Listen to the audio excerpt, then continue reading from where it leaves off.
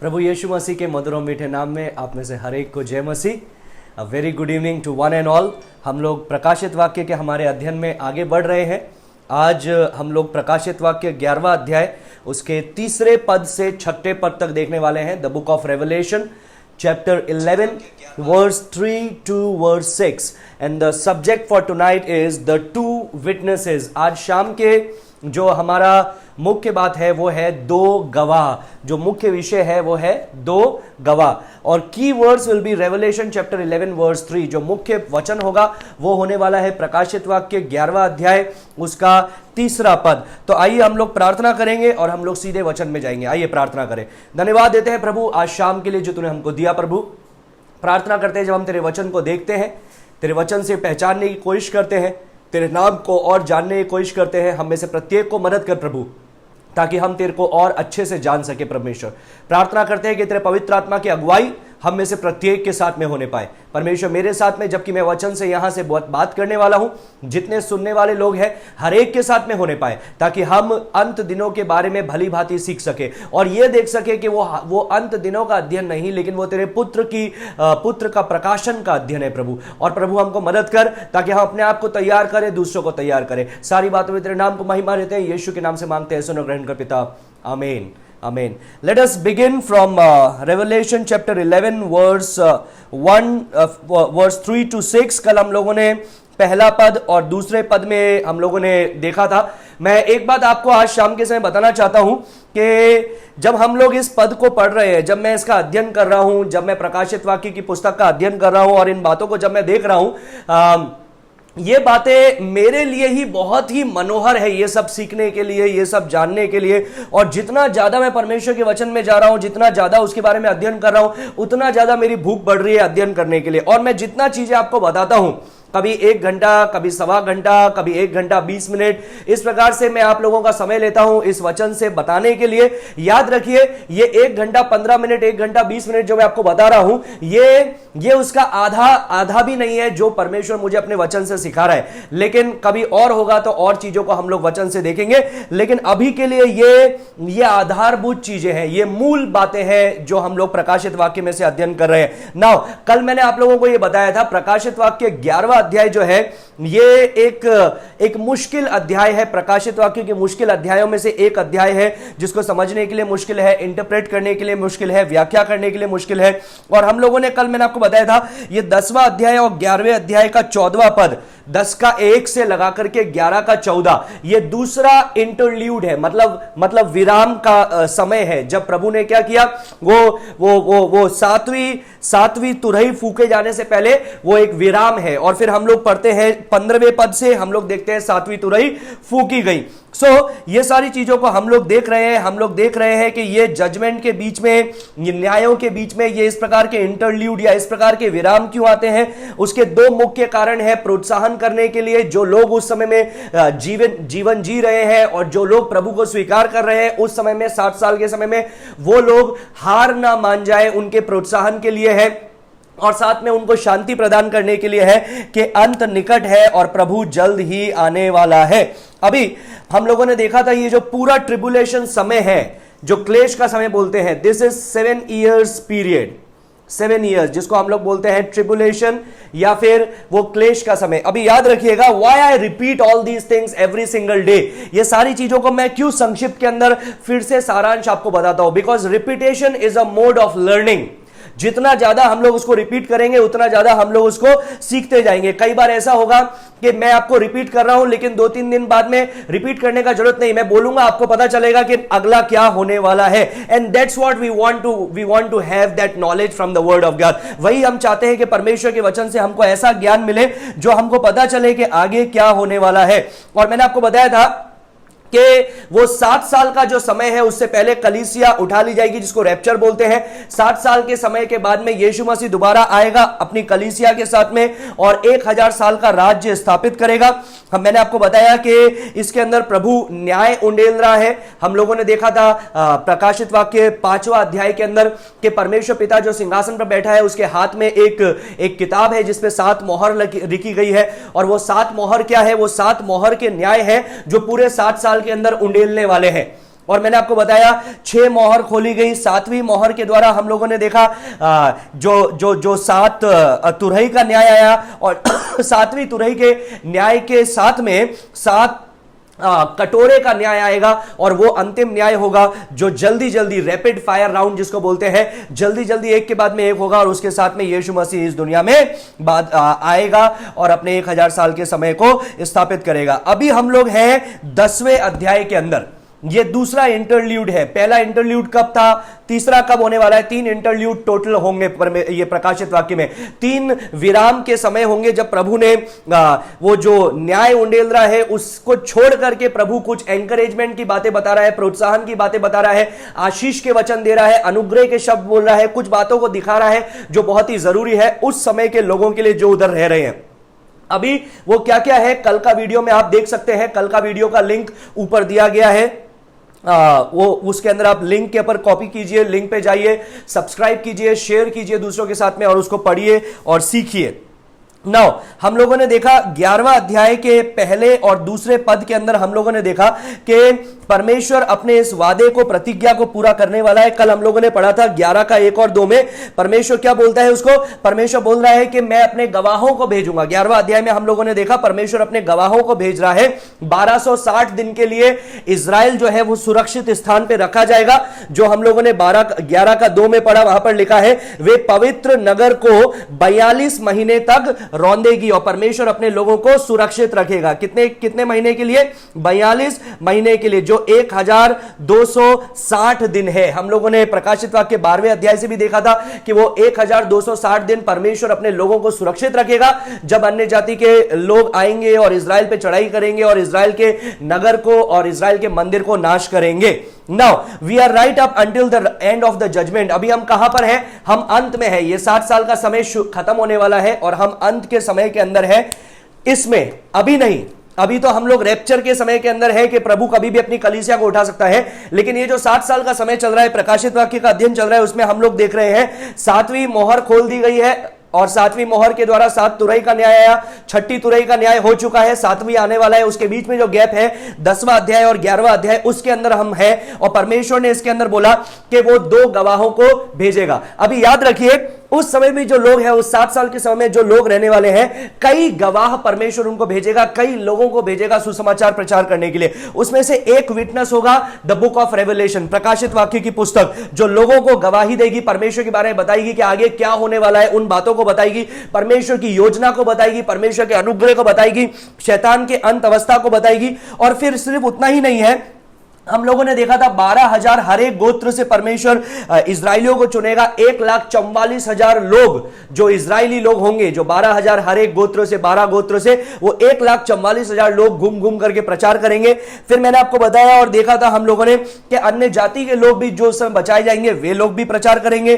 फिर मैंने आपको बताया एक स्वर्गदूत जो है आकाश में उड़ करके चारों दिशाओं में उड़ता हुआ सुसमाचार प्रचार करेगा, एक अलौकिक रूप से, सुपरनैचुरल रूप से, असाधारण रूप से। और फिर मैंने आपको यह भी बताया था कि 2 अद्भुत प्रचारक होंगे जो 2 गवाह कहलाते हैं, जो हम लोग ये 11वें अध्याय में पढ़ते हैं, और ये भी उस समय के अंदर होंगे। अभी याद रखिएगा ये जो अद्भुत प्रचारक है, ये 1260 दिन के लिए प्रचार करेंगे। तीसरा पद हमें बताता है कितना?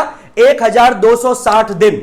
अभी 1260 दिन का मतलब क्या है? What is the meaning of 1262 days? ये मैंने आपको पहले बताया था लेकिन रिपीट कर रहा हूं। इसका मतलब है 42 महीने, 42 मंथ्स। और 42 महीने का मतलब क्या है? 3.5 साल। और 3.5 साल का मतलब क्या है? ये बीच का जो समय है, जो जहां से मसीह विरोधी प्रकट हो जाता है और मसीह विरोधी अपने आप को इजराइल के मंदिर में रख देता है और इजराइल के लोगों को पता चल जाता है ये मसीह विरोधी है, he is the anti Christ and he put himself, the anti Christ put himself in the position of God and demands worship. वो अपने आप को परमेश्वर के स्थान पे रखता है और वो लोगों से बोलता है कि तुम मेरी पूजा करो, मैं ईश्वर हूं। और उस समय से ये 2 गवाह होंगे और ये पूरे 1260 दिन के लिए होंगे। मतलब ये इनका सेवकाई खत्म होगा और यीशु का दूसरा आगमन अपनी कलीसियाओं के साथ में पृथ्वी पर होगा। So this is what we see in the book of Revelation thus far। अभी तक हम लोग यहां पर देख रहे हैं। अभी हम लोग जब 11वें अध्याय के अंदर आए तो एक बार फिर से बता रहा हूं कि ये अंत के समय के बारे में बता रहा है। ये बता रहा है कि क्या होने वाला है, क्या हो रहा है। नाउ यहां पर तीसरे पद में इस प्रकार से लिखा है, हम लोग तीसरे पद के अंदर आएंगे और तीसरे पद को हम लोग पढ़ेंगे। आइए हम लोग पढ़ेंगे वर्स नंबर 3। एंजल पढ़ने में मदद करेगी। प्रकाशित वाक्य 11 का 3, प्रकाशित वाक्य 11 का 3 से 6 हम पढ़ने वाले हैं। 3 से 6 एंजल पढ़ लेगी और हम लोग गौर से सुने परमेश्वर का वचन क्या कहता है। मैं अपने 2 गवाहों को यह अधिकार दूंगा कि टाट ओढ़े हुए 1260 दिन तक भविष्यवाणी करे। ये वे ही जैतून के 2 पेड़ और 2 दीवट हैं जो पृथ्वी के प्रभु के सामने खड़े रहते हैं। यदि कोई उनको हानि पहुंचाना चाहता है तो उनके मुंह से आग निकलकर उन्हें बैरियों को भस्म करती है, और यदि कोई उनको हानि पहुंचाना चाहेगा तो अवश्य इसी रीति से मार डाला जाएगा। उन्हें अधिकार है कि आकाश को बंद करे कि उनकी भविष्यवाणी के दिनों में मेघ न बरसे, और उन्हें सब पानी पर अधिकार है कि उसे लहू बनाए और जब जब चाहे तब तब पृथ्वी पर हर प्रकार की विपत्ति लाए।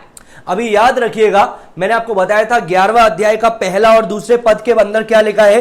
11वां अध्याय का पहला और दूसरे पद के अंदर हम लोगों ने देखा कि परमेश्वर ने यूहन्ना को एक दर्शन दिया और नापने के लिए एक सरकंडा दिया, और परमेश्वर ने बोला मंदिर को नाप, वेदी को नाप, बाहर में जो वेदी है उसको नाप, मंदिर को मतलब पवित्र स्थान और अति पवित्र स्थान को नाप, और जो उपासना करने वाले हैं बाहर उस पूरे एरिया को नाप, पर मंदिर के बाहर का आंगन को तू छोड़ देना, उसे तू मत नापना, क्योंकि अन्य जातियों को वो दिया गया है और वे पवित्र नगर को, जो यरूशलेम का नगर है, उसको वो 42 महीने तक रौंदेंगे। तो यहां पर परमेश्वर क्या बता रहा है, फिर से मैं आपको याद दिलाता हूं। परमेश्वर यहां पर यह बता रहा है कि ये जो मंदिर है, ये जो आराधक है, this represent Israel, this represent the Jews. ये यहूदियों को बताता है, ये इजराइल को बताता है, ये परमेश्वर की चुनी हुई कौम को बताता है। तो परमेश्वर क्या कर रहा है, परमेश्वर उनको मेजर करने के लिए बोल रहा है, उनको नापने के लिए बोल रहा है। क्यों नापने के लिए बोल रहा है, विस्तार से सुनना है, कल का प्रचार सुनिए, लेकिन संक्षिप्त में मैं आपको बताना चाहूंगा। इसलिए नापने के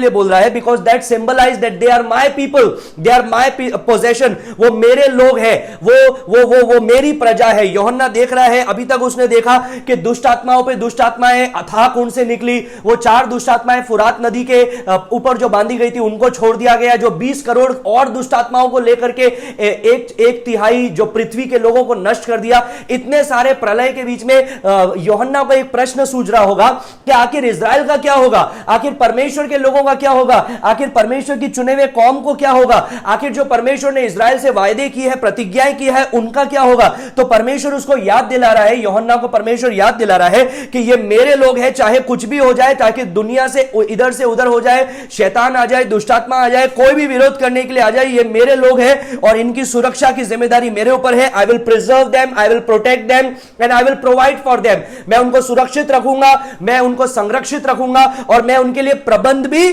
करूंगा। और यहां पर क्या लिखा है, यहां पर लिखा है जो अन्य जाति है वो क्या करेगी, वो बाहर रहेगी। बाहर रहेगी मतलब मैंने आपको पहले बताया था, कल का वीडियो पूरा जाकर के देखिएगा, पूरा मैं रिकैप नहीं कर सकता हूं, लेकिन अन्य जाति को बाहर क्यों रखने के लिए बोला, क्यों उनको नापने के लिए नहीं बोला, कल का वीडियो पूरा देखिएगा तब आपको समझ में आएगा। लेकिन अभी मैं ये बताना चाहता हूं, अन्य जाति 42 महीने के लिए वो इसको रौंदेगी। 42 महीने का मतलब क्या है, मैंने आपको बताया 3.5 साल, मतलब अंत के 3.5 साल तक ये चलता रहेगा। और अंत के 3.5 साल में परमेश्वर अपने लोगों इजराइल को बचा करके रखेगा एक स्थान पर, और अंत के 3.5 साल के अंदर ये 2 गवाह है, ये प्रचार करते हुए घूमेंगे। इन सारे वचनों को हम लोग देखते हैं, इन सारे पदों को हम लोग परमेश्वर के वचन से देख रहे हैं। अभी this brings us to the climax. अभी हमको परमेश्वर का वचन अंतिम में लेकर के आ जाता है, जब 7वीं तुरही फूकी जानी है और उसके बाद में एक के बाद में एक 7 कटोरे के न्याय उंडेलने वाले हैं और फिर अंत आने वाला है। But let's go and meet these 2 witnesses. आओ हम चलेंगे और देखेंगे आखिर ये 2 गवाह कौन है। आपके दिमाग में कई प्रश्न होंगे, ये 2 गवाह कौन हो सकते हैं, ये 2 गवाहों को पेड़ों की भूमिका क्यों दी गई है, क्यों बोला गया है कि ये जैतून के 2 पेड़ों के समान है या 2 दीवट है, और फिर टाट ओढ़ करके आखिर ये क्यों प्रचार कर रहे हैं, और 1260 दिन का मतलब क्या है जो मैंने आपको बता दिया अभी। और ये इस प्रकार के कई प्रश्न आपके दिमाग में चल रहे होंगे कि ये आखिर है कौन। मेरे से भी कितने लोगों ने पर्सनली भी क्वेश्चन पूछा कि ये आखिर है कौन। आइए इनसे हम लोग मिलेंगे। सबसे पहले यहां पर लिखा हुआ है, तीसरा पद एक बार फिर से पढ़ेंगे, एंजल पढ़ने में मदद करेगी। 11 का 3 फिर से एक बार पढ़ेंगे और मैं आपको कुछ पॉइंट्स दूंगा जो आप लिख सकते हैं। मैं अपने 2 गवाहों को यह अधिकार दूंगा कि टाट ओढ़े हुए 1260 दिन तक भविष्यवाणी करे। ओके, सबसे पहले 1260 दिन तक क्या करें? भविष्यवाणी करें। What the Lord is saying, परमेश्वर क्या बोल रहा है? I am going to raise 2 special witnesses for me. मैं 2 गवाह अपने लिए इकट्ठे करूंगा, 2 गवाह अपने लिए खड़े करूंगा जो 42 महीने के लिए या 3.5 साल के लिए, जो 1260 दिन के लिए वो क्या करेंगे? यरूशलेम में हर जगह पर प्रचार करेंगे, पूरी दुनिया में प्रचार करेंगे, अन्य जाति को प्रचार करेंगे। तो याद रखिएगा, जब इजरायलियों को परमेश्वर ने सुरक्षित रखा हुआ है, ये 2 गवाह पूरे दुनिया में फिर करके प्रचार कर रहे हैं। They are powerful witnesses of the Lord. ये प्रभु के शक्तिशाली गवाह है जिनको हम लोग परमेश्वर के वचन में देखते हैं। And in spite of pagan operation, वो हम लोगों ने अभी अभी देखा दूसरे पद के अंदर कि वो 42 महीने के अंदर जब ये 2 गवाह प्रचार कर रहे हैं, वो 42 महीने में अन्य जाति के लोग रौंद रहे हैं, इजराइल को रौंद रहे हैं, यरूशलेम को रौंद रहे हैं, परमेश्वर के पवित्र नगर को रौंद रहे हैं, परमेश्वर के पवित्र मंदिर को रौंद रहे हैं। ऐसे समय के अंदर भी, right in the midst of operation, God is giving them a gospel, a good news to believe and have hope. ऐसे सतावट के बीच में, ऐसी मुश्किलों के बीच में परमेश्वर लोगों को, अन्य जाति को, देश प्रदेश के लोगों को परमेश्वर क्या कर रहा है? ऐसे अलौकिक गवाह के द्वारा प्रचार किए जा रहा है। तो याद रखिएगा कि इजराइल परमेश्वर के लिए विशेष प्रजा है, इजराइल को परमेश्वर ने चुना है, लेकिन परमेश्वर अन्य जाति को भी मौका देता है कि वे लोग भी परमेश्वर के समीप आए। अभी सबसे पहले लेट्स सी द स्पीकर। सबसे पहले देखेंगे द स्पीकर। आइए हम लोग देखेंगे सबसे पहले वर्ड्स नंबर 3 के अंदर द स्पीकर, मतलब कौन बोल रहा है, बोलने वाला कौन है। सबसे पहला लिखिए द स्पीकर। यहां पर ऐसा लिखा हुआ है कि 3 के अंदर, मैं अपने 2 गवाहों को यह अधिकार दूंगा। अब ये मैं कौन है? हम लोगों ने पहले देखा, 10वें अध्याय में के अंदर भी देखा, 11वें अध्याय का 1 और 2 के अंदर भी मैंने आपको बताया था कि ये परमेश्वर पिता है, पिता हो सकता है, पुत्र हो सकता है, ये परमेश्वर हो सकता है, या फिर ये परमेश्वर के द्वारा कोई स्वर्गदूत बोलते हुए हो सकता है। लेकिन यहां पर ऐसा लिखा है मेरे 2 गवाह, तो हमको ये पता चलता है कि ये कोई स्वर्गदूत नहीं है। ये कौन है? या तो गॉड द फादर और गॉड द सन, या तो परमेश्वर पिता या परमेश्वर यीशु मसीह हो सकता है। और परमेश्वर क्या बोल रहा है? I will give them permission, I will give them commission, they will be my witnesses, वो मेरे गवाह ठहरेंगे। Now, the word witness, वहां पर जो गवाह शब्द है, that word is martus, और मार्टूस का यूनानी शब्द है ये, और इसका मतलब क्या होता है? What is the meaning of this word मार्टूस? परमेश्वर क्या बोल रहा है? मैं अपने 2 गवाह ठहराऊंगा। कई लोग बोलते हैं कि ये 2 गवाह का मतलब है पुराना नियम और नया नियम। ऐसे भी लोग हैं जो इस प्रकार की भी भविष्यवाणियां करते हैं, इस प्रकार के भी अनोखे प्रकाशन लेकर के आते हैं। कई लोग बोलते हैं कि इसका मतलब है मोशन पिक्चर्स, जो पिक्चर्स है, फीचर फिल्म्स है वो। कई लोग बोलते हैं कि ये कोई वीडियोज है, कई लोग बोलते हैं ये कोई दूसरी चीजें हैं। लेकिन यहां पर परमेश्वर बोल रहा है कि मैं मेरे 2 गवाहों को इकट्ठा करूंगा, मैं मेरे 2 गवाहों को ठहराऊंगा। अभी ये मेरे 2 गवाह, ये मार्टूस शब्द वही है जो प्रेरितों 1:8 में लिखा हुआ है, जब यीशु मसीह ने बोला कि तुम सामर्थ्य प्राप्त करोगे जब पवित्र आत्मा तुम पर उतरेगा और तुम मेरे गवाह ठहरोगे। नाउ रिमेंबर वन थिंग, कि जब ये मार्टूस शब्द हुआ था, उस समय मार्टूस शब्द का मतलब होता था गवाह या साक्षी, जो गवाही देने वाला है, या जो साक्षी है, जो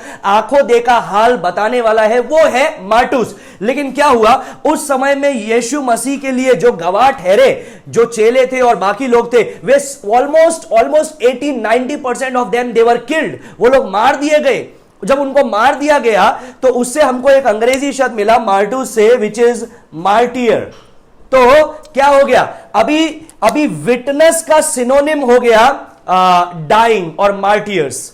जो गवाह है उसका पर्यायवाची शब्द क्या बन गया है? मार्टियर, शहीद, या जो मरने वाला है, किसी के लिए मरने वाला है, यीशु के लिए मरने वाला है। अभी एक बात याद रखिएगा, this represent the climax of God's promises to Israel. परमेश्वर ने जो इज़राइल को प्रतिज्ञाएं की है, वायदे किए हैं, ये उसका क्लाइमैक्स है। परमेश्वर उनको क्या कर रहा है, अपने लोगों को, इज़राइल को चुन रहा है। परमेश्वर अपने लोगों इज़राइल के बीच में कार्य कर रहा है। तो ये यूहन्ना को परमेश्वर ने एक दर्शन दिया कि इज़राइल के लिए एक आशा है।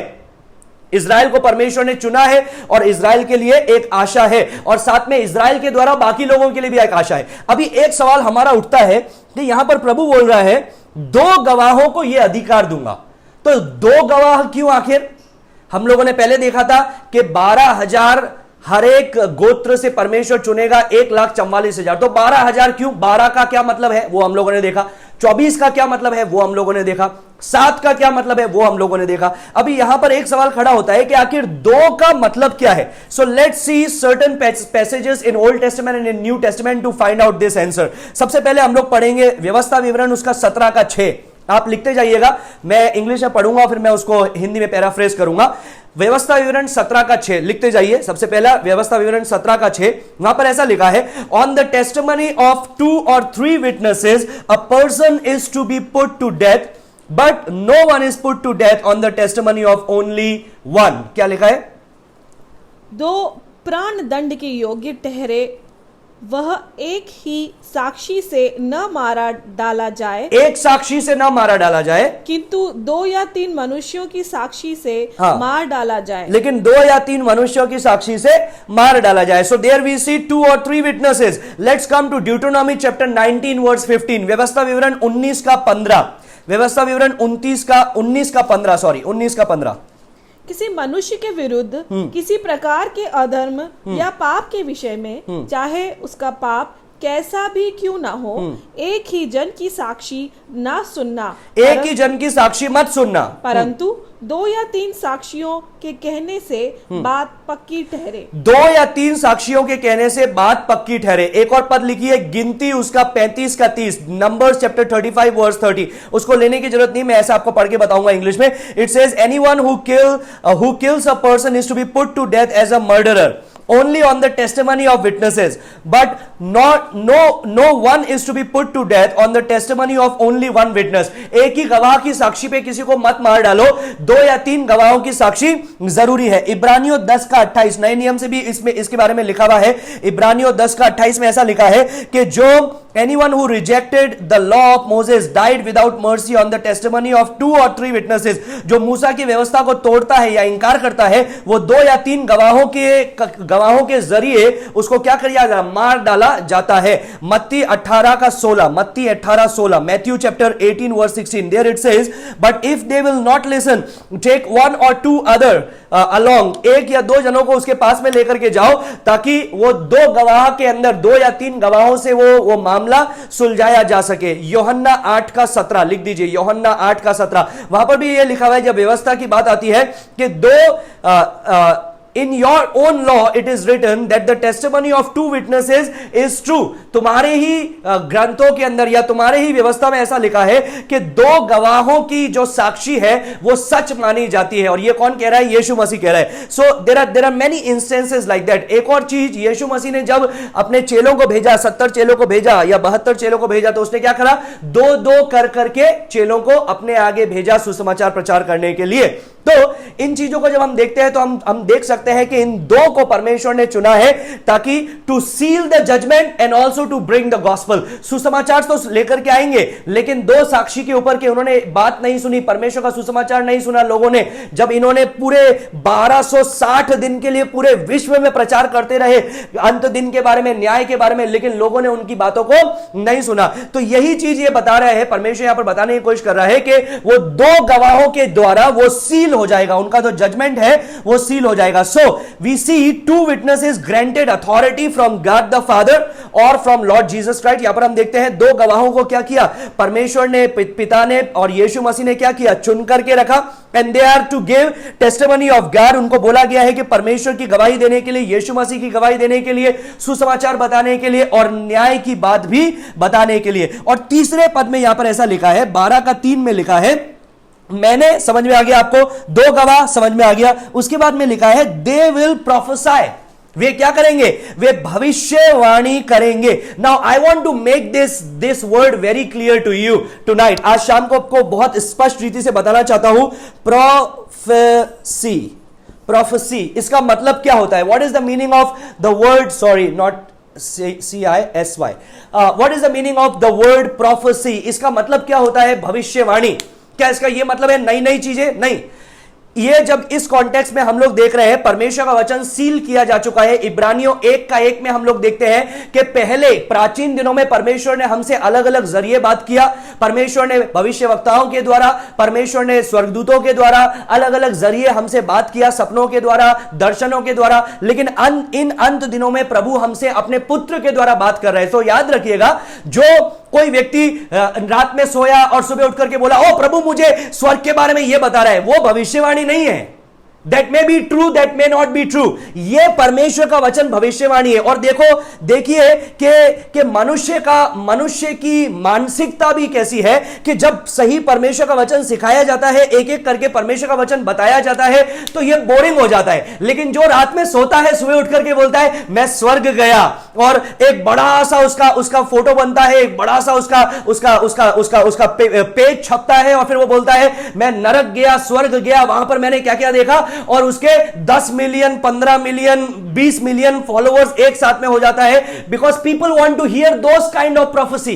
लेकिन याद रखिएगा, यहां पर ये वैसी भविष्यवाणियों के बारे में बात नहीं कर रहा है जो किसी ने बोला आओ प्रभु मुझे ये बता रहा है आपके बारे में। नहीं, it talks about telling fourth the word of God, not fourth telling the word of God. परमेश्वर के वचन को क्या होने वाला है उन बातों को नहीं बताना, लेकिन जो लिखा है उन बातों को बताना कि आगे क्या होने वाला है। तो वी डू प्रोफेसी। हम क्या करते हैं? हम भविष्यवाणी करते हैं। So how do we do prophecy? हम कैसे भविष्यवाणी करते हैं? परमेश्वर के वचन को लेकर के बताते हैं कि आगे क्या होने वाला है। और यही ये दो भविष्यवक्ता भी, ये दो गवाह भी करेंगे। They will not just come with another revelation. वो एक नए प्रकाशित वाक्य के साथ में नहीं आएंगे।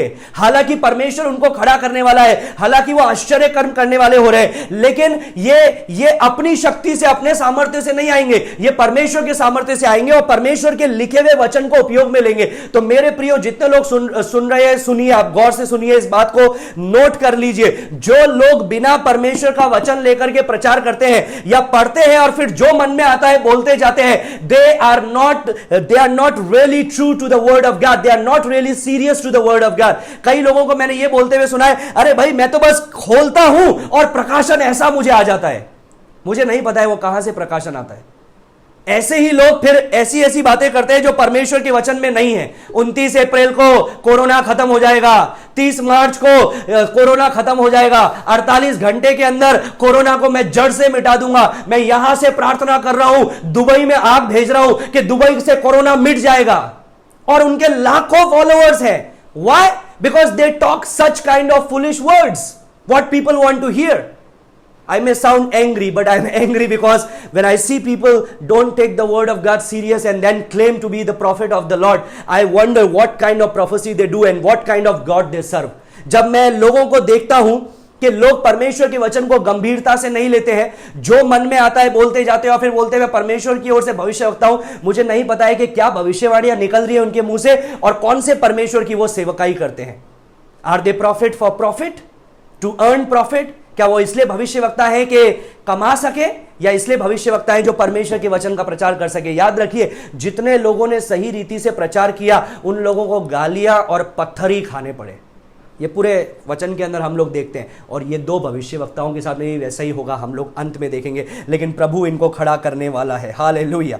और यहां पर ऐसा लिखा है कि वो भविष्यवाणी करेंगे, and that simply means they will tell forth the word of God, they will preach, they will proclaim the word of God, they will preach judgment, they will preach gospel. वो सुसमाचार को प्रचार करेंगे, लेकिन वो न्याय का भी प्रचार करेंगे, वो दंड का भी प्रचार करेंगे। वो ये भी प्रचार करेंगे कि ये 3.5 साल के बाद में, और ये जो मंदिर के अंदर बैठा है, जिसने मंदिर को भ्रष्ट करके रखा है, जो अपने आप को ईश्वर कह रहा है, ये ईश्वर नहीं है, ये परमेश्वर है जो ईश्वर है। और ये 3.5 साल परमेश्वर आपको दे रहा है दुनिया को, मन फिरा लो, नहीं तो 3.5 साल के बाद में परमेश्वर आकर के न्याय करने वाला है। This is what they are going to say. यही चीजें वो बोल रहे होंगे। और याद रखिएगा, एट द सेम टाइम जब वहां पर वो लोग प्रचार कर रहे हैं, जब वो लोग नरक के बारे में बता रहे हैं, परमेश्वर के बारे में बता रहे हैं, मन फिराव के बारे में बता रहे हैं, जब ये सारी चीजों के बारे में बता रहे हैं, कई लोग उद्धार भी पाएंगे, कई लोग परमेश्वर को ग्रहण भी करेंगे, कई लोग परमेश्वर को स्वीकार करेंगे। और हम लोग देखते हैं ये समय जो है इज़राइल के लिए उसको बोला जाता है जेकब्स ट्रबल, याकूब के पीड़ा का दिन, और अन्य जाति के लिए बोला जाता है द ग्रेट ट्रिबुलेशन, महाक्लेश का समय। लेकिन परमेश्वर को धन्यवाद हो कि जो लोग उसको स्वीकार करते हैं परमेश्वर उनको उठा लेता है पीड़ा के दिन से, उस महाक्लेश के दिन से परमेश्वर उन्हें बचा लेता है। Let's come to the point number 1, verse number 3 से ही है वो पॉइंट। कई चीजें आज हमारी क्लियर होने वाली है, परमेश्वर हमको कई बातों को बताएगा आज रात को। दूसरा हम लोग देख रहे हैं, सेकेंड इज द एटीट्यूड, वो भी है वर्स नंबर 3 का बी। ये है वर्स नंबर 3 का ए, वो वर्स नंबर 3 का बी। फिर से एक बार देखेंगे, यहां पर लिखा है they are cloth in sack cloth, वो टाट ओढ़े हुए हैं। अब मेरी वाइफ ने मुझसे क्वेश्चन पूछा था कि आखिर टाट क्यों ओढ़े हुए हैं, आखिर टाट का मतलब क्या है, आखिर टाट ओढ़ने का मतलब क्या है। नाउ याद रखिएगा, एक बात को याद रखिएगा, इट वाज टाट क्या होता है हमको पता है, वो बोरा होता है जिसमें हम लोग गेहूं रखते हैं या चावल रखते हैं या आलू प्याज रखते हैं। वो जो बोरा होता है उसको बोरी होती है, उसको बोलते हैं टाट। When you read Isaiah chapter 22 verse 12, लिखते जाइएगा, यशायाह 22 का 12 और यिर्मयाह 6 का 26। यशायाह 22 का 12, यिर्मयाह 6 का 26। हम लोग देखते हैं जो पुराने भविष्यवक्ता थे, दे यूज्ड इट, उन्होंने इस प्रकार से टाट ओढ़ा। और ये टाट ओढ़ने का मतलब क्या है, it is a sign of mourning, it is a sad posture, it is a posture of humility. ये एक नम्रता का प्रतीक है, पश्चाताप का प्रतीक है, तौबा का प्रतीक है, अपने आप को नम्र करने का प्रतीक है। इसीलिए उन्होंने क्या किया, टाट को ओढ़ा। और हम लोग देखते हैं पुराने नियम में कई बार टाट ओढ़ा और सर पे राख डाली। उसके कई चीजें हम लोग नए नियम में भी देखते हैं। 2 पद नोट कर लीजिए, मत्ती 11 का 21 और लूका 10 का 13। मत्ती 11 का 21 और लूका 10 का 13, उसी के अंदर हम लोग ये चीजें देखते हैं। सो दीज 2 प्रॉफिट्स, ये जो 2 भविष्यवक्ता होंगे, they will have the attitude of humility, not proud.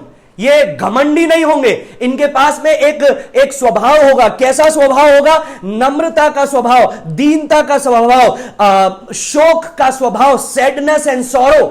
वो शोक का स्वभाव होगा, तौबा का स्वभाव होगा कि लोग तुम अपने पापों से तौबा कर लो। They are not dressed in festival garments, वे अपने आप को जैसे शादी ब्याह के अंदर जाते हैं वैसे कपड़े नहीं पहने हैं। जैसे आजकल हम लोग कई बड़े बड़े सो कॉल्ड प्रीचर्स को देखते हैं, उनका एक एक सूट ही लाखों रुपए का होता है, उनकी एक एक गाड़ी भी करोड़ों की होती है। जब वो बाहर आते हैं तो उनका आने से पहले सब लोग आकर के बैठने चाहिए तभी वो आएंगे। फिर उसके बाद में जब वो बाहर निकलते हैं अपनी गाड़ी से तो 4-5 बॉडीगार्ड उनके साथ में चलते हैं, 4-5 लोग उनके साथ में चलते हैं। मंच पे सबसे बीच में बिठाया जाता है। मैं ये नहीं बोल रहा हूं कि इसमें से कई चीजें गलत है, इसमें से कई चीजें सही है, but why to do extraordinary show to prove yourself as a big servant of the Lord. परमेश्वर का एक बड़ा दास अपने आप को बताना है तो उसके लिए ढोंग करने का क्या जरूरत है, उसके लिए एक आडंबर रचने का क्या जरूरत है। यहां पर हम लोग देखते हैं कि ये वो लोग हैं, ये 2 गवाह वो लोग हैं जो आखिरी 3.5 साल के अंदर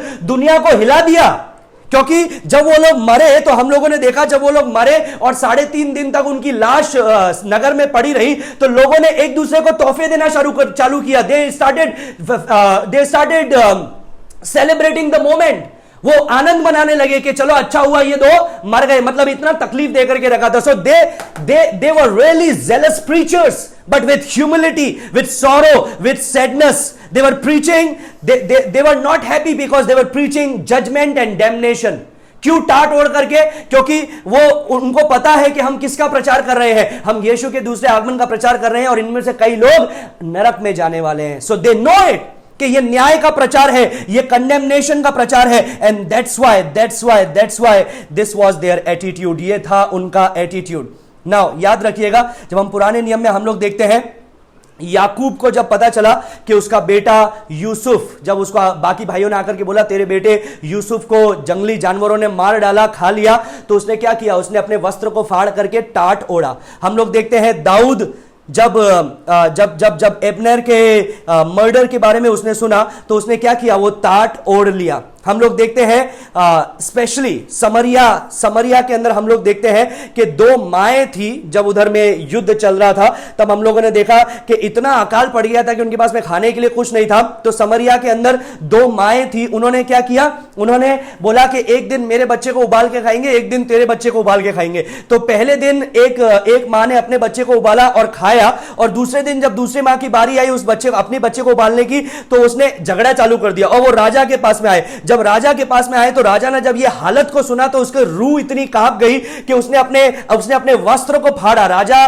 वो दीवार पे चल रहा था, नगर की दीवारों पर। जब राजा ने ये सुना तो उसने अपने वस्त्र को फाड़ डाला और टाट ओढ़ लिया। And what does this show? This show humility, this show sorrow, this show condemnation, this show judgment. ये तौबा को बताता है। So it's a garment of mourning, it's a garment of sorrow, it's a garment of sadness. ये किसका प्रतीक है? ये एक दुख का प्रतीक है, दर्द का प्रतीक है, तौबा का प्रतीक है, नम्रता का प्रतीक है, दीनता का प्रतीक है, परमेश्वर के सामने पश्चाताप करने का एक प्रतीक है। Now let's come to verse number 4. Let's see the third point what we see from verse number 4. Their identity, their identity. We are going to spend rest of our time in this point. बाकी का समय हम लोग इस बिंदु के अंदर बिताने वाले हैं. Their identity. अभी वर्स 3 के अंदर जब हम लोग देखते हैं तो हम लोग देख रहे हैं कि ये लोग ऐसे प्रचार कर रहे होंगे, और अब हमारे दिमाग में क्वेश्चन उठ रहा होगा, ये दो गवाह आखिर है कौन? राइट? ये दो गवाह आखिर है कौन? Let me give you an answer. आपको एक उत्तर देना चाहता हूं, ये दो गवाह कौन है? ये उत्तर दिया गया है चौथे पद के अंदर. कौन है ये दो गवाह? ये वे ही दो जैतून के पेड़ हैं और दो दीवट हैं जब पृथ्वी के प्रभु के सामने खड़े रहते हैं. पता चल गया? पता चल गया कौन है ये दो? मेरी वाइफ वहां से मुझे आंख दिखा रही, नहीं पता चला. I understand that. इससे हमको this will not help you, इससे आपको मदद नहीं मिलेगी. So let's come to the word of God and see what does it talks about here. यहां पर ये क्या बताता है? It's a unusual description. मेरी वाइफ ने सबसे पहला प्रश्न मुझसे यही पूछा था कि आखिर ये दो जैतून के पेड़ क्यों लिखा हुआ है, दो दीवट क्यों लिखा हुआ है, इसका मतलब क्या है? तो मेरी वाइफ ने कई प्रकार के सवाल पूछे और कई प्रकार के अपने सजेशंस भी दिए, जो ज्यादातर वाइफ्स की आदत होती है, अपने सजेशंस भी दिए. बताया कि ये हो सकते हैं, ये हो सकता है, ये हो सकता है, which is a good thing, जो एक अच्छी बात है, which shows curiosity and which also shows के हम कुछ जानते हैं और हम उसको बताना चाहते हैं. But let's come to the word of God and let's see who are these two people. ये दो कौन है आखिर, हम देखेंगे. ये जो भविष्यवाणी यहां पर दी गई है, ये जो चौथा पद दिया गया है, ये जकरिया नबी की पुस्तक से दिया गया है. कहां से दिया गया है? जकरिया नबी की पुस्तक से. अभी याद रखिएगा, प्रकाशित वाक्य 1:4 में जो बात कही गई थी वो भी जकरिया नबी के अंदर से कहा गया था और लिया गया था. प्रकाशित वाक्य 1:4 में क्या लिखा है? 1:4 में हम लोगों ने इस प्रकार से पढ़ा था. परमेश्वर का वचन बोलता है, और उन 7 आत्माओं की ओर से जो उसके सिंहासन के सामने है. जब हम लोगों ने इस बात को देखा था कि ये 7 आत्माओं का मतलब क्या है, सिंहासन के सामने का मतलब क्या है, तो हम लोग जकरिया नबी की पुस्तक में गए थे, क्योंकि ये जकरिया नबी की पुस्तक से लिया गया है. वैसे ही अभी जो हम लोग जिन दो व्यक्तियों के बारे में देख रहे हैं, ये जकरिया 3 और 4 में हमको पता चलता है कि ये दो आखिर है कौन. Now follow me very closely, गौर से सुनिएगा. कौन कौन हो सकते हैं मैं आपको बताऊंगा. देयर आर सेवरल थ्योरीज, बहुत सारी आशंकाएं हैं कि ये हो सकते हैं, ये हो सकते हैं, ये हो सकते हैं, ये हो सकते हैं, लेकिन मुझे दो अनुमान बिल्कुल सटीक लगते हैं कि ये दोनों में से एक हो सकता है. बट आई थिंक जो पहला मैं आपको बताने जा रहा हूं, ये मैं सोचता हूं पर्सनली, मैं ये सोचता हूं कि ये दो ये व्यक्ति होंगे. दूसरा भी मैं आपको बताऊंगा जो मैं सोचता हूं कि वो वचन से सबसे ज्यादा उसके बारे में हमको हवाला मिलता है, पता चलता है. तो आप हो सकते हैं वो सोच रहे हो, कोई बात नहीं, इट्स ओके, नाम उनके नहीं लिखे गए हैं, लेकिन जो ये भविष्यवाणी ली गई है, ये जकरिया 3 और 4 तीसरा अध्याय और चौथे अध्याय में से लिया गया है. And there it says about this olive trees, 2 olive trees, 2 lampstand that stand before the Lord. वहां पर बताता है ये दो पेड़ों के बारे में, ये दो जैतून के पेड़ और दो दीवटों के बारे में जो परमेश्वर के सामने है. So let's go back to Zechariah chapter 3. Zechariah chapter 3 पढ़ने से पहले मैं आपको थोड़ा सा इसके बारे में जानकारी देना चाहूंगा. अभी याद रखिएगा, जकरिया को परमेश्वर ने यह दर्शन दिया. ये परमेश्वर जकरिया को दर्शन दे रहा है. Now listen very carefully. परमेश्वर पुराने नियम में कई जगह पर जब हम भविष्यवाणियों को देखते हैं तो उसके उसके दो फुलफिलमेंट होते हैं। एक होता है नियर फुलफिलमेंट, हिस्टोरिकल फुलफिलमेंट, और एक होता है for fulfilment which talks about the coming of the Messiah, जो मसीहा के आगमन के बारे में बताता है। And that's how we see prophetic literature. समझ में आ रहा है आपको? जब आप वचन को पढ़ेंगे तो एक होता है, पुराने नियम में एक चीज हम लोग देखते हैं कि वो उसी समय के लिए है, भविष्यवाणी उसी समय में, हिस्टोरिकल में होने वाला है, उसी समय होने वाला है। और एक होता है जो फार, मतलब बहुत साल बाद में होने वाला है। तो ये वैसी भविष्यवाणी है जो उस समय भी होने वाली थी और बहुत साल बाद में भी होने वाली थी। नाउ परमेश्वर इसको क्या बता रहा है? जकरिया को परमेश्वर ने एक दर्शन दिया, and God is revealing him this matter related to the rebuilding of the temple. परमेश्वर यरूशलेम के मंदिर का पुनर्निर्माण की परमेश्वर बात कर रहा है। First in his own time, जो जकरिया के खुद के समय में मंदिर बनने वाला है उसके बारे में परमेश्वर बता रहा है, और एक बता रहा है the restoration of the kingdom temple, जो परमेश्वर के 1000 साल का समय का जो मंदिर बनाया जाएगा, जो उस समय परमेश्वर अपने राज्य को स्थापित करेगा जब यीशु मसीह दोबारा आगमन होगा, उसके बारे में परमेश्वर यहां पर बता रहा है। So did you get it? समझ में आ रहा है आप लोगों को? Once again I will repeat, two kinds of fulfillment. The first fulfillment, which was focused historically on the rebuilding of the temple in his own time while he is alive, क्योंकि ये कब रहा हुआ व्यक्ति है? ये एजरा और नहेमिया के बीच में रहा हुआ व्यक्ति है, जब परमेश्वर के मंदिर का निर्माण हुआ था। लेकिन परमेश्वर उसी समय उसको भविष्य के बारे में बता रहा है कि मसीहा दोबारा आएगा और उसके मंदिर का निर्माण करेगा। तो ये दो बातों को, दो भविष्यवाणियों को मिलाकर के लिखा गया पद है। अभी मैंने आपको फिर से याद दिलाता हूं, एजरा और नहेमिया के बीच में रहा हुआ ये व्यक्ति है जो जकरिया है। और जब हम यहां पर देखते हैं जकरिया के बारे में, जब हम इन चीजों के बारे में देखते हैं तो हम लोग देखते हैं कि ये वो व्यक्ति था जो मंदिर के निर्माण के अंदर जिसने दो लोगों को चुना। कौन कौन से दो लोगों को चुना? सबसे पहले को एक याजक को चुना, दूसरा एक शासक को चुना। राजा कौन था? जिस राजा को चुना उसका नाम था यहोशू। लिख लीजिए, राजा को जिस भविष्यवक्ता को उसने, sorry let me repeat once again, जिस याजक को उसने चुना उसका नाम था यहोशू। ये पेंटाट्यूक वाला यहोशू नहीं है, जो पहली 5 किताबों में यहोशू था वो यहोशू नहीं है। ये एक याजक है, ही इज अ प्रीस्ट। और दूसरा उसने एक शासक को चुना जिसका नाम था जरूबाबेल। तो दो लोगों को चुना मंदिर के निर्माण के लिए, यहोशू को जो एक याजक है, जरूबाबेल को जो एक शासक है। यहोशू, जरूबाबेल, ये दो नाम आप याद रखिएगा। अभी फिर से, यहोशू एक महायाजक था, जरूबाबेल एक गवर्नर था या एक शासक था। उस समय में जकरिया के पलड़े में वो लौट पड़ा, और जब उसका बारी आया तो उसने मंदिर के निर्माण के लिए इन दो लोगों को चुना। अभी यहोशू भी मंदिर बनवाना चाहता था क्योंकि वो महायाजक है, वो चाहता है परमेश्वर के आत्मिक कार्य को आगे बढ़ाना। उसी समय जरूबाबेल भी मंदिर बनाना चाहता था क्योंकि वो एक इजराइल का एक शासक के रीति से है, एक गवर्नर का रीति से है, तो वो भी चाहता है as a ruler of the land he wants the temple to be rebuild. वो चाहता था कि परमेश्वर का मंदिर बनाया जाए। उस समय में जो यहूदी लोग थे वे लोग सोचते थे कि उन्होंने पाप किया है, जो उन्होंने किया था। वे लोग सोचते थे वो परमेश्वर से दूर है, परमेश्वर के अनुग्रह के लायक नहीं है। वो लोग सोचते थे परमेश्वर उनके पाप को मिटा नहीं पाएगा, परमेश्वर उनके पाप को नहीं मिटाएगा और उनका मंदिर नहीं बनेगा। ऐसा उन लोगों का विश्वास था, उस समय के लोगों का। तो परमेश्वर ने यहां पर जकरिया को एंकरेज करने के लिए एक दर्शन दिया, और इस दर्शन में परमेश्वर ने बताया that there will be a temple which will be rebuild. एक मंदिर होगा जो बनाया जाएगा तेरे समय में, और उसका एक फार्दर इंप्लीकेशन भी है, फुलफिलमेंट भी है, जो यीशु मसीह के दोबारा आगमन के अंदर बनाया जाएगा। Now let's come to Zechariah chapter 3 verse 1। Zechariah 3 का 1 पढ़ेंगे, एंजल पढ़ने में मदद करेगी। फिर उसने यहोशू महायाजक को यहोवा के दूत के सामने खड़ा हुआ मुझे दिखाया, और शैतान उसकी दाहिनी ओर उसका विरोध करने को खड़ा था। अच्छा, अब यहां पर क्या लिखा है? परमेश्वर जकरिया को कुछ दिखा रहा है, दर्शन दे रहा है। और क्या दर्शन दे रहा है? महायाजक जो यहोशू है, अभी याद रखिएगा महायाजक कौन है? He is the spiritual representative of Israel as a nation.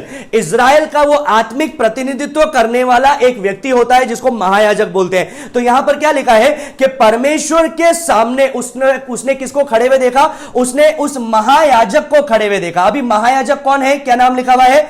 यहोशू को। तो यहोशू is the symbol of the nation of Israel. वो इजराइल का प्रतिनिधित्व करते हुए उस दर्शन के अंदर खड़ा है। और एक और कोई और भी उधर खड़ा है। कौन खड़ा है? शैतान खड़ा है। अभी यहोशू क्यों खड़ा है? यहोशू खड़ा है अपने लोगों के लिए विनती करने के लिए, अपने लोगों का प्रतिनिधित्व करने के लिए। As a good priest, as the high priest of Israel, he is representing, spiritually representing his nation. वो अपने राज्य को क्या कर रहा है? प्रतिनिधित्व कर रहा है। वो परमेश्वर से विनती कर रहा है, दया की याचना कर रहा है, परमेश्वर अनुग्रह कर, परमेश्वर लोगों पर करुणा कर, उनके पापों को क्षमा कर, लोगों को फिर से लौटा दे, उनके नगर को बना दे, इस मंदिर को फिर से तू बनने में मदद कर, तेरे राज्य को फिर से तू स्थापित कर। But at the same time शैतान भी वहां है। मैंने आपको शैतान के निवास स्थान बताए थे ना कुछ दिन पहले के वीडियो में, जाकर के देखिएगा अगर अब आपने मिस कर दिया है तो यहां पर हम देखते हैं शैतान भी कहां है? परमेश्वर के सिंहासन के सामने। अभी शैतान क्या कर रहा है? वो विरोध कर रहा है। वो बोल रहा है ये पापी है, यहोशू पापी है, यहोशू सही नहीं है। और यहां पर प्रकाशित वाक्य में हम लोग देखते हैं कि शैतान परमेश्वर के सिंहासन पे के सामने खड़े होकर के दिन और रात भाइयों पर आरोप लगाने का काम करता है। लेकिन वहां पर महायाजक भी खड़ा है। अभी हमारे लिए महायाजक कौन है? यीशु मसीह, जो एकमात्र महायाजक है। तो अभी हमारा महायाजकीय कार्य कौन कर रहा है? यहां पर यीशु मसीह कर रहा है। लेकिन यहां पर तो यीशु मसीह अभी तक मारा नहीं गया है, इस दुनिया में नहीं आया है, मारा नहीं गया है, तो अभी तक वो अटोनमेंट का फिजिकली पूरा नहीं हुआ है। तो यहां पर क्या हो रहा है? यहां पर ये जो हाई प्रीस्ट है यहोशू, वो प्रतिनिधित्व कर रहा है। और दूसरे पद में शैतान उसके लिए क्या बोल रहा है? सुनिए दूसरा पद में 3:2। तब यहोवा ने शैतान से कहा, तब यहोवा ने शैतान से कहा, हे शैतान, हे शैतान, यहोवा तुझको धुड़केगा, यहोवा तुझको धुड़केगा। सॉरी, यहोवा जो यरूशलेम को अपना लेता है, हाँ, वही तुझे घुड़के। हाँ, क्या यह आग से निकाली हुई लुकटी सी नहीं है? हाँ, यहां पर क्या बोल रहा है परमेश्वर यहां पर बोल रहा है, शैतान को परमेश्वर डांट रहा है, परमेश्वर उसको घुड़क रहा है, परमेश्वर उसको रिब्यूक कर रहा है। और परमेश्वर बोल रहा है कि the Lord who has chosen Jerusalem rebuke you. जिस परमेश्वर ने यरूशलेम को चुन लिया है वो तुम्हें घुड़क रहा है। और परमेश्वर उसको बोल रहा है क्या ये आग में से निकाली गई लकड़ी के समान नहीं है? दूसरे शब्दों में परमेश्वर बोल रहा है, how dare you to point out the mistakes of other when you are the father of lies. तुम तो झूठ के बाप हो, तो तुम खुद शैतान हो, तुम तो खुद इब्लीस हो, तो तुम दूसरों पर आरोप लगाने वाले कौन होते हो कि वो वर्दी नहीं है, वो योग्य नहीं है, वो योग्य नहीं है। परमेश्वर ने उसको डांटा। और वॉज ही राइट? क्या शैतान सही था? नो, ही वॉजंट राइट। क्यों? परमेश्वर ने उसको डांटा और परमेश्वर ने बोला ये यहोशू को मैंने चुना है, इजराइल को मैंने चुना है। अभी तीसरे पद के अंदर परमेश्वर क्या बोलता है यहोशू के बारे में? पढ़ो। उस समय यहोशू तो दूत के सामने मैला वस्त्र पहने हुए खड़ा। हाँ, यहोशू दूत के सामने मैला वस्त्र पहने हुए खड़ा था। तो मतलब वो शुद्ध नहीं था। ही वॉज हैविंग सिन। उसका he was a sinful man like all man. सभी लोगों की जैसे उसके जीवन में भी पाप है। तो परमेश्वर ने चौथे पद में क्या किया? परमेश्वर ने अब बोला, remove the filthy garments from him. परमेश्वर ने बोला इसके ऊपर से ये जो मैले वस्त्र हैं इसको हटाओ। और 4 और 5 में क्या लिखा है? परमेश्वर ने बोला ये जो मैले वस्त्र हैं इसके पाप को बताता है, इसको हटा दो। और फिर परमेश्वर ने बोला कि इसको एक नया वस्त्र पहनाओ। आइए पढ़ेंगे 5वें पद को। हाँ। तब मैंने कहा इसके सिर पर एक शुद्ध पगड़ी रखी जाए। एक शुद्ध पगड़ी रखी जाए, which is forgiveness, cleansing, removal of guilt. आगे, अतः उन्होंने उसके सर पर याजक के योग्य शुद्ध पगड़ी रखी। याजक के योग्य शुद्ध पगड़ी रखी। In other words what God is saying, परमेश्वर यहां पर क्या बोल रहा है? I am going to forgive my people. मैं अपने लोगों को क्षमा करूंगा, मैं उनके मैले वस्त्र को निकाल दूंगा, मैं उनके ऊपर करुणा करूंगा, मैं अपने वायदे को, प्रतिज्ञा को पूरा करूंगा, मैं अपनी वाचा को स्थापित करूंगा, मैं उनके मंदिर को फिर से पुनः निर्माण करवाऊंगा। और 6 और 7 में क्या लिखा हुआ है? पढ़ेंगे। तब यहोवा के दूत ने यहोशू को चिता कर कहा, सेनाओं का यहोवा तुझसे यूं कहता है, सेनाओं का यहोवा तुझसे यूं कहता है, यदि तू मेरे मार्गों पर चले, यदि तू मेरे मार्गों पर चले, और जो कुछ मैं तुझे सौंप दिया है, जो कुछ मैंने तुझे सौंप दिया है, उसकी रक्षा करे, उसकी तू रक्षा करे। मतलब यदि तू मेरे मार्गों पे चलेगा और यदि मैंने जो तुझे दिया है उसकी तू रक्षा करेगा। आगे, तो तू मेरे भवन का न्यायी, तो तू मेरे भवन का न्यायी और मेरे आंगनों का रक्षक होगा, और मेरे आंगनों का रक्षक होगा, और मैं तुझको इनके बीच में आने जाने दूंगा, और मैं तुझको इनके बीच में आने जाने दूंगा। ये इनके कौन है? Angels, this talks about the angels, वो स्वर्गदूतों के बीच में मैं तुझे आने जाने दूंगा। इट टॉक्स अबाउट हुम, किसके बारे में बोल रहा है? यहोशू के बारे में, जो इजराइल का महायाजक था, जिसको परमेश्वर ने चुना, परमेश्वर ने दर्शन दिया, परमेश्वर ने बोला मैं नया वस्त्र पहनाऊंगा, मैं फिर से अपना कार्य करूंगा, और परमेश्वर ने यह भी बोला कि मैं तुझे जो आज्ञा दे रहा हूं अगर तू उसको पालन करेगा तो तू मेरे सामने खड़ा रहेगा। So if you will obey मी, अगर तू मेरी आज्ञा पे चलेगा, मेरी विधि पे चलेगा, मेरी सेवकाई करेगा, तो मेरे राज्य को, मेरे जो घर है उसको मैं फिर से बनाऊंगा, उसके निवास स्थान को फिर से बनाऊंगा, and I will give you access to the holy angels, पवित्र स्वर्गदूत के साथ में तू चला फिरा करेगा। In other words, I am going to restore the nation, मैं अपने राज्य को फिर से स्थापित करूंगा। I am going to give back the temple, मैं उस मंदिर को फिर से निर्माण करने के लिए तुझे आज्ञा दूंगा। अभी क्या इसका यह मतलब है कि अनुग्रह तो है, परमेश्वर तो हमारा मैले वस्त्र को निकाल करके शुद्ध वस्त्र डालने वाला है, तो क्या इसका यह मतलब है कि पाप पे पाप किए जाओ और परमेश्वर तो क्षमा पे क्षमा करेगा? नहीं, इसका मतलब ये मतलब नहीं है। Such grace does not excuse disobedience, it demands it. इस प्रकार का अनुग्रह अनाज्ञाकारिता को के लिए हमको बहाना नहीं देता है, लेकिन हमको बताता है कि ऐसा अनुग्रह मिला है तो हम अनाज्ञाकारी ना हो, हम अनाज्ञाकारी लोगों के समान ना हो। So when my people will obey me, I will restore, restoration will come. जब मेरे लोग मेरी आज्ञा को मानेंगे तो पुनर्निर्माण आएगा। अब ये परमेश्वर किस बात का पुनर्निर्माण कर रहा है? अपने मंदिर का, अपने लोगों का, अपने राज्य का। और यहां पर क्या हो रहा है? यहां पर क्या हो रहा है? ये दो गवाह का अंत होगा तो क्या होगा? दो गवाह 1260 दिन तक प्रचार करेंगे ना। 1260 दिन पूरे होते ही यीशु मसीह दोबारा आएगा, अपने राज्य को स्थापित करेगा। आपको कनेक्शन समझ में आ रहा है?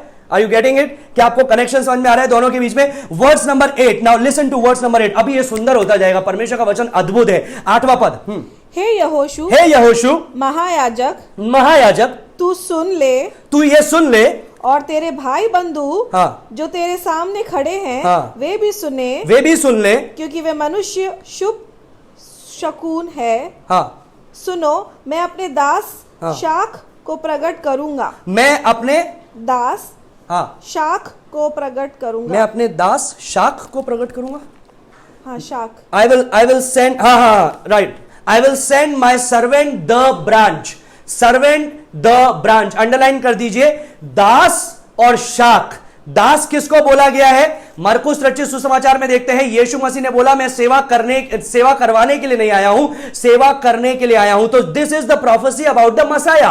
और शाख किसको बोला गया? यीशु मसीह ने बोला कि मैं तो दाखलता हूं, तुम सब उसकी शाखाएं हो। तो ये किसको बोला गया? This talks about the Messiah. तो अभी हम लोग कहां जा रहे हैं? हम लोग हिस्ट्री से डायरेक्ट जंप करके कहां जा रहे हैं? To the very end time.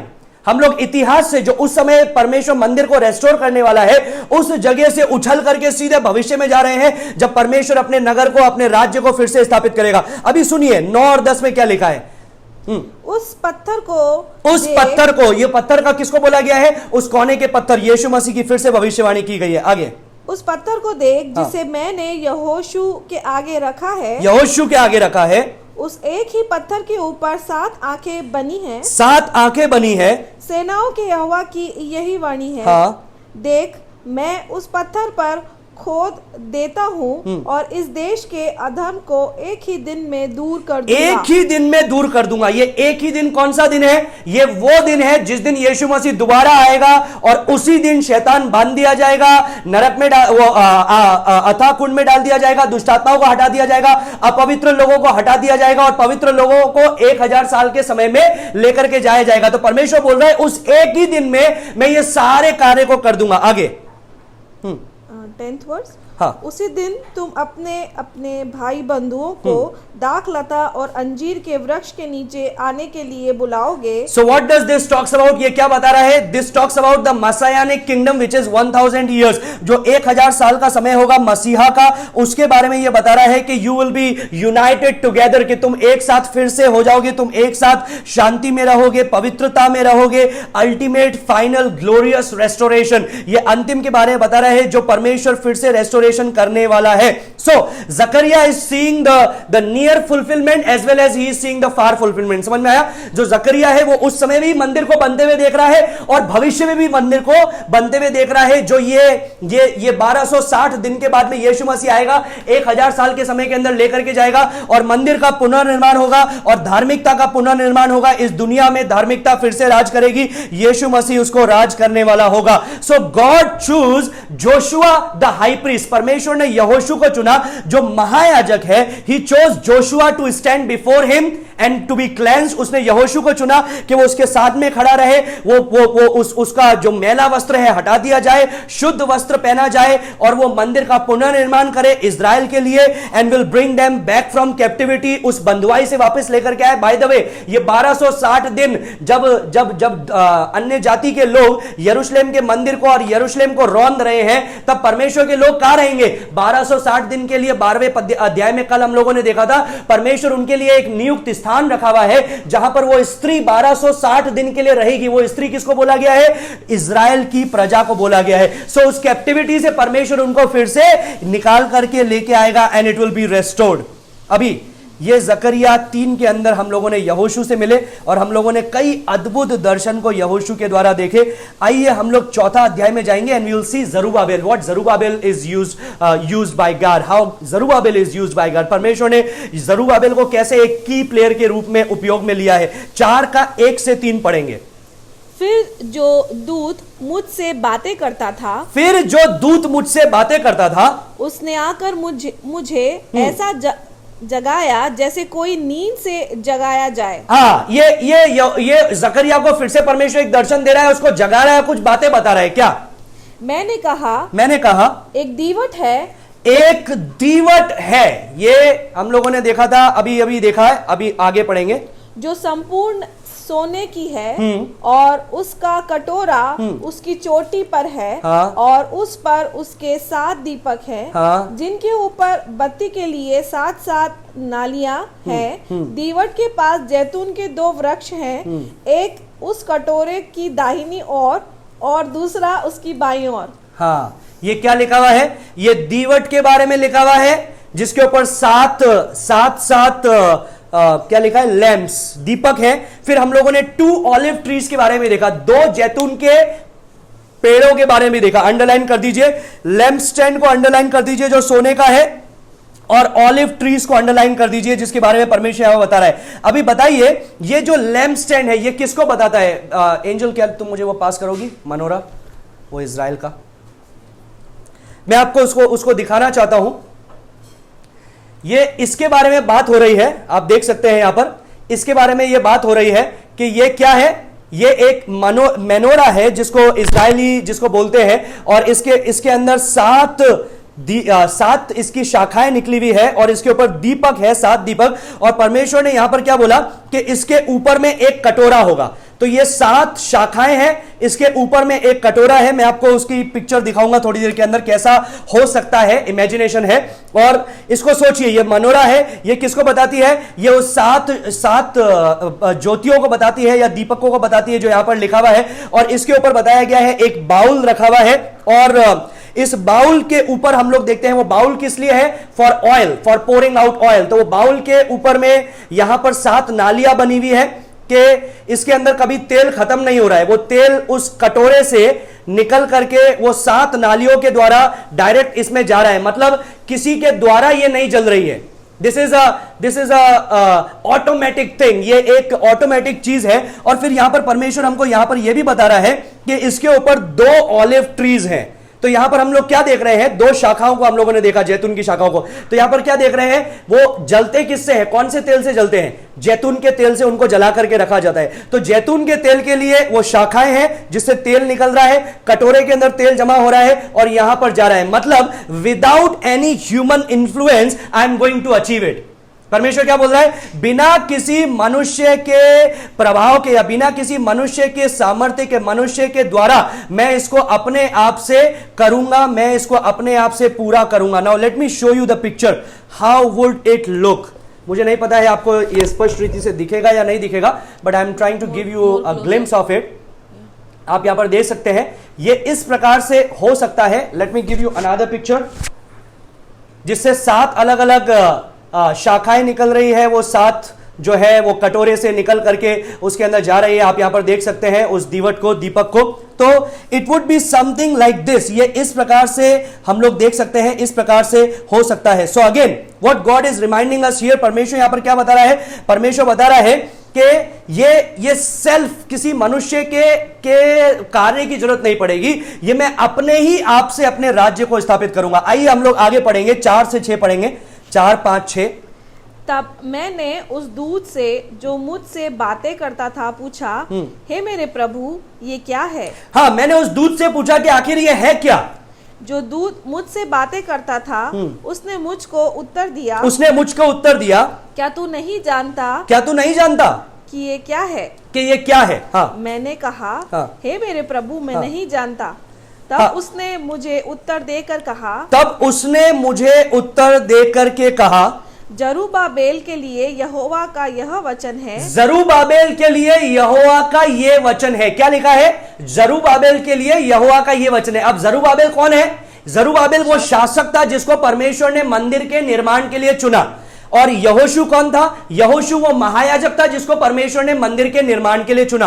अभी यहोशू से संबंधित हम लोगों ने कई पदों को देखा, अभी जरूब्बाबेल से संबंधित हम लोग पदों को देख रहे हैं। और यहां पर परमेश्वर बोल रहा है ये वचन जरूब्बाबेल के लिए। अभी ये शब्द जैसे ही पढ़ा जाएगा आप लोगों को याद आ जाएगा, ओ मुझे ये पद पता है क्योंकि हम उसका गीत भी गाते हैं। क्या लिखा है वो? ना तो बल से और ना शक्ति से परंतु मेरे आत्मा के द्वारा होगा।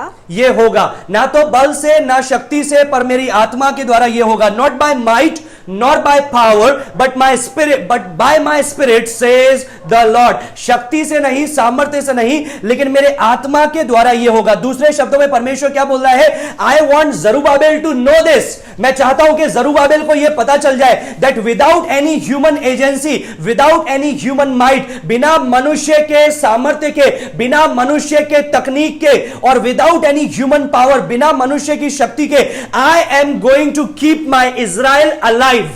मैं अपने देश इजराइल को जीवित रखूंगा, क्योंकि मैं वो जैतून की शाखा से हम लोगों ने देखा था उसको तेल को बहते हुए, और वो ऑटोमेटिक जले जा रहा है, किसी मनुष्य का इन्फ्लुएंस की जरूरत नहीं है। तो 1260 दिन के लिए परमेश्वर अपने लोगों को सुरक्षित रखेगा, लेकिन ये 2 गवाहों को उपयोग में लिया गया है उस समय में कार्य करने के लिए। अभी 7वें पद को पढ़ेंगे।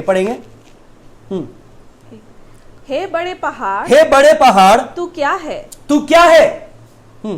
जरूब्बाबेल के सामने तू मैदान हो जाएगा। जरूब्बाबेल के सामने तू मैदान हो जाएगा, मतलब बड़ी से बड़ी रुकावट, भले वो मसीह विरोधी हो, झूठा भविष्यवक्ता हो, पूरा संसार उसके विरुद्ध आए, बड़ी से बड़ी शक्ति उसके सामने विफल हो जाएगी। आगे, और वह चोटी पत्थर यह पुकारते हुए आएगा, उस पर अनुग्रह हो।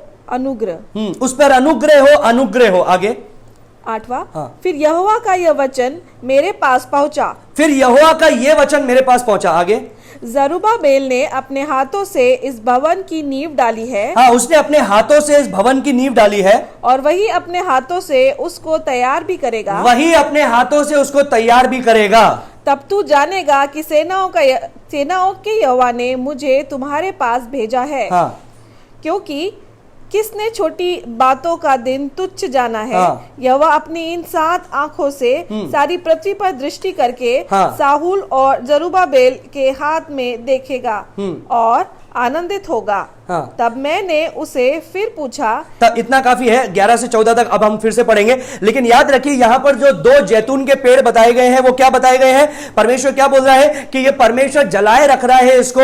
This is by an divine instrument, ये परमेश्वर के द्वारा है, किसी मनुष्य के द्वारा नहीं। और हम लोगों ने देखा ये जो जैतून के पेड़ कौन है? यहोशू है और जरूब्बाबेल है। कौन है? यहोशू है और जरूब्बाबेल है, जिसको परमेश्वर इस्तेमाल में ले रहा है टू रेस्टोर इजराइल। इजराइल को फिर से परमेश्वर के राज्य में लाने के लिए, परमेश्वर के राज्य को फिर से इस दुनिया में लेकर के आने के लिए। Now I will give you 3 things for each. यहोशू क्या करने वाला है मैं आपको बताता हूं।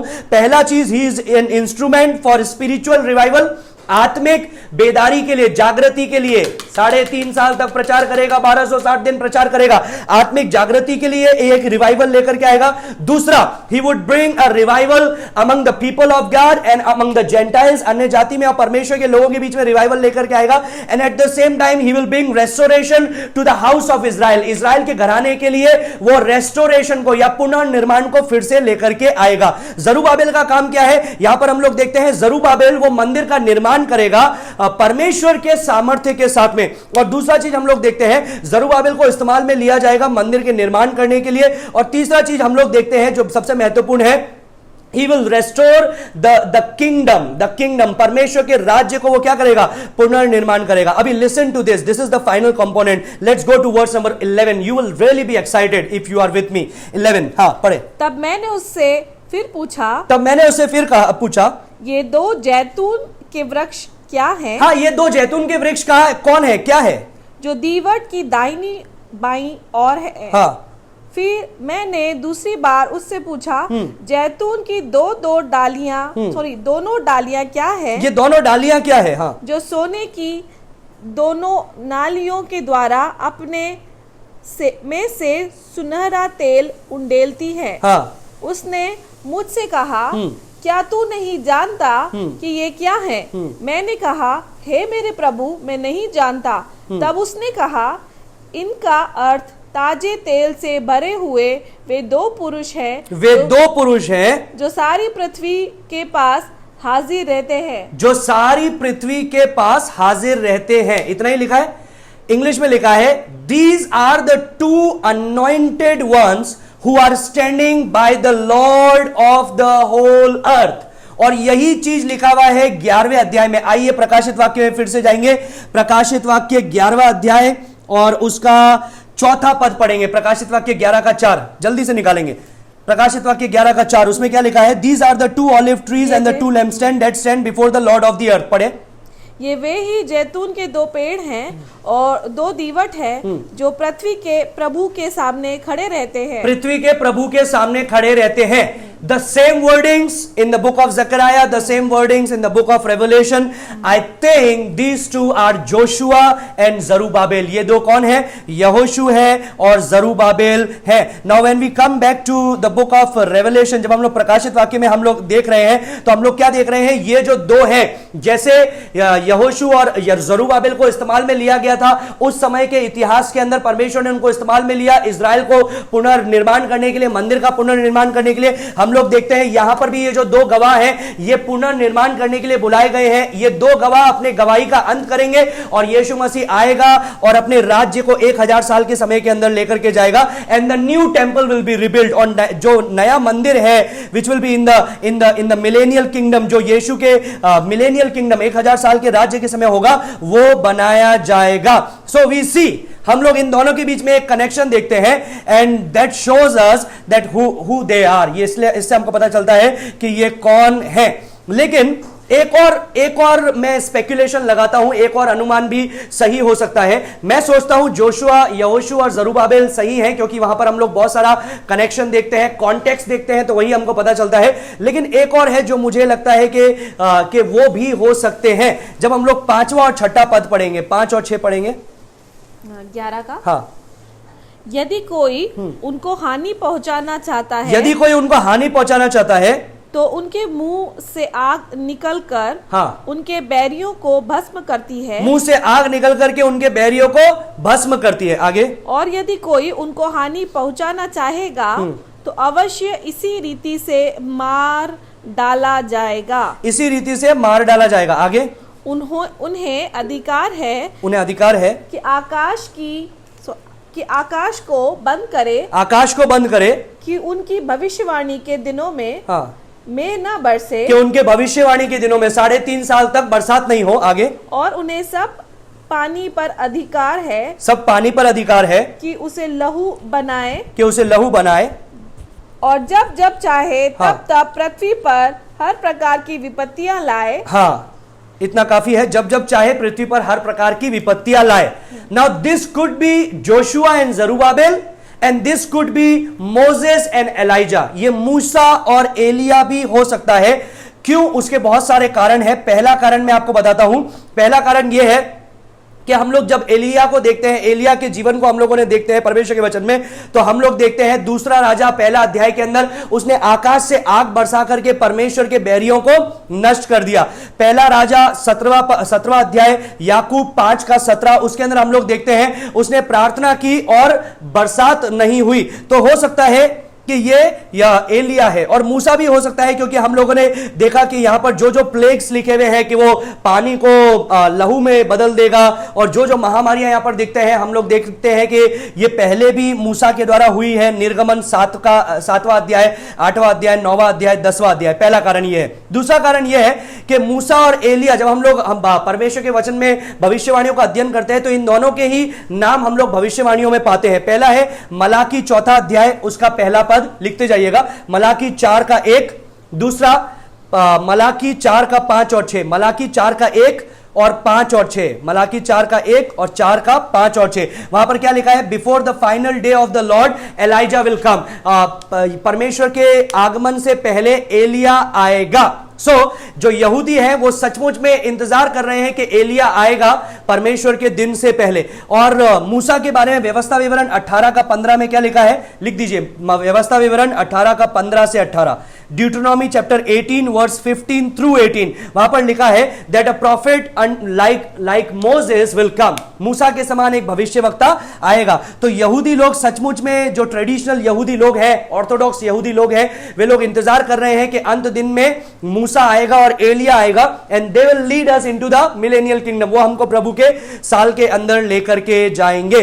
फिर तीसरा कारण यह है कि मूसा और Elia were seen in the preview of the second coming। जो यीशु का दूसरा आगमन है उसमें भी उनको दिखाया गया। हम लोग क्या बोलते हैं उसको? माउंट ऑफ ट्रांसफिगरेशन, जहां यीशु परिवर्तित हुआ और उसके साथ में पतरस, याकूब और यूहन्ना थे उस पर्वत पर। और वहां पर कौन उतरे थे? 2 जने, मूसा और एलिया, ये 2 उतरे थे। तो लोग सोचते हैं कि ये वो है जो यीशु के दूसरे आगमन से पहले भी आएंगे। चौथा कारण यह है कि मूसा और एलिया दोनों को ही परमेश्वर ने अलौकिक शक्तियां दी, अलौकिक आश्चर्य कर्म उनके द्वारा हुए, ऐसे आश्चर्य कर्म जिसको हम आज तक भी पढ़ते हैं और परमेश्वर के महान कार्य को देखते हैं। और यहां पर जो हम 2 गवाहों को देख रहे हैं, यहां पर भी वो वैसे ही आश्चर्य कर्म हो रहे हैं। पांचवा कारण यह है कि मूसा जो है वो व्यवस्था को दर्शाता है, एलिया जो है वो भविष्यवक्ताओं को दर्शाता है। तो यह भी कारण हो सकता है कि यीशु मसीह के आने से पहले व्यवस्था और भविष्यवक्ता दोनों का प्रतिनिधित्व करने के लिए मूसा और एलिया आए, क्योंकि जो इज़राइल है वो उसको मानने वाली है। छठा कारण यह हो सकता है कि दोनों के ही अनयूजुअल वेज हैं, दोनों के ही एक अलौकिक तरीके थे। हम लोगों ने जब एलिया को देखा तो एलिया मरा नहीं, लेकिन स्वर्ग में उठा लिया गया, बादलों पर उठा लिया गया, with the chariot of fire, आग के रथ के साथ में वो उठा लिया गया। दूसरा अध्याय में हम लोग पढ़ते हैं। और मूसा के बारे में हम लोग पढ़ते हैं कि मूसा मरा, लेकिन माइकल ने उसको गाड़ा, और माइकल ने उसको वहां पर गाड़ा। उसको भी हम लोग देखते हैं कि परमेश्वर ने नहीं, लेकिन मिकाएल ने उसको गाड़ा। माइकल जो स्वर्गदूत है उसने उसको वहां पर गाड़ा। अभी एक और चीज हम लोग देखते हैं, मत्ती 11:13 और 14 के अंदर यीशु मसीह से यह प्रश्न पूछा गया कि क्या तू यूहन्ना बपतिस्मा देने वाला है, कि क्या तू मूसा है, कि क्या तू एलिया है? तो यीशु मसीह ने क्या उत्तर दिया? नीदर, इन सब में से मैं कोई भी नहीं हूं। तो लोग ये भी विश्वास करते हैं कि इनका आगमन आने वाला है और ये शायद उसी को ही बताते हैं। So these 2 witness can be Joshua and Zerubbabel, और these 2 witness can be Moses and Elijah. या तो मूसा और एलिया हो सकते हैं, या जरूबाबेल और यहोशू हो सकते हैं। लेकिन मैं पर्सनली जब कॉन्टेक्स्ट देखता हूं और बाकी चीजों को देखता हूं तो मैं ये सोचता हूं कि ये ऐसा कार्य है जो परमेश्वर अपने द्वारा कर रहा है। और परमेश्वर ने पहले भी जरूबाबेल के लिए बोला कि जरूबाबेल के लिए वचन है कि ना तो बल से ना शक्ति से, लेकिन मेरी आत्मा के द्वारा ये पहाड़ टल जाएगा। और वो सारा चीजें जो हम लोग वचन के अंदर देखते हैं, ना बल से ना शक्ति से, पर मेरी आत्मा के द्वारा ये कार्य होगा। और यही चीज हम लोग यहां पर भी देखते हैं कि परमेश्वर का आत्मा से उनको इतना सामर्थ्य मिला है कि जो वो बोलते हैं वो हो जाता है। Now that will lead us to the conclusion. इससे हम लोग कंक्लूजन पे आते हैं। कल हम लोग 7वें पद से देखने वाले हैं और आगे तक देखने वाले हैं कि परमेश्वर 7 से 14 में परमेश्वर हमको इन 2 गवाहों के बारे में और क्या क्या बातों को बताता है। Now this chapter, just this first 6 versus, पहली 6 पद ही हमको इतना सब कुछ सिखा दिया प्रभु ने, और आगे भी प्रभु बहुत सारी बातों को सिखाने वाला है. So be ready for more revelations from the Lord, कि परमेश्वर अपने वचन से क्या बताता है. I hope you are blessed tonight. परमेश्वर ने आपको आशीष दिया है, इसको दूसरों तक भी पहुंचाइए, और परमेश्वर के वचन को पढ़ने के लिए उत्सुक होइए. हमारे जीवन में उत्सुकता वो होनी चाहिए जो हम लोगों ने देखा परमेश्वर ने कैसे क्या बातों को लिखा है, और परमेश्वर उन बातों को पूरा करने वाला है. So we have seen the speaker, we have seen the attitude, we have seen their identity. These 3 things we have seen tonight. Tomorrow we will be seeing from verse number 7 to verse number 14. कल 7 से 14 तक हम लोग देखेंगे. Sorry, कल नहीं, Monday को. कल संडे है, कल नहीं देखेंगे हम लोग. मंडे को शाम को हम लोग देखेंगे 7वें पद से लगा करके 14वें पद तक. परमेश्वर हम में से प्रत्येक को आशीष दे. बी एंटिसिपेटेड, इंतजार करते रहें, अपेक्षा करते रहें, नई बातों को सुनने के लिए तैयार रहें, और परमेश्वर के वचन को पहले से पढ़ते रहें ताकि वो बातें आपको समझ में आए. परमेश्वर आशीष दे. Let's pray. Father, we give you thanks for this evening that you have granted us in our life. We give you thanks for your sweet word. We give you thanks for the word which is as true. Lord, we give you thanks for your word which is so holy, which is like a double-edged sword, Lord. We give you thanks that you have provided for Israel. They are your people, and we give you thanks for their life, and we also give you thanks that because of them we got the salvation, Lord. Lord, we surrender ourselves into your mighty hand. Make us to be humble, Lord, so that we may preach your word with humility and with fear, Lord Jesus, that we are dealing with your living word, that we may not be lazy in studying your word, but we may be diligent in studying your word, Lord. Lord, we surrender ourselves into your mighty hand. For all these things with thanksgiving, in Jesus' most precious name we pray. Amen. परमेश्वर आप में से प्रत्येक को आशीष दे.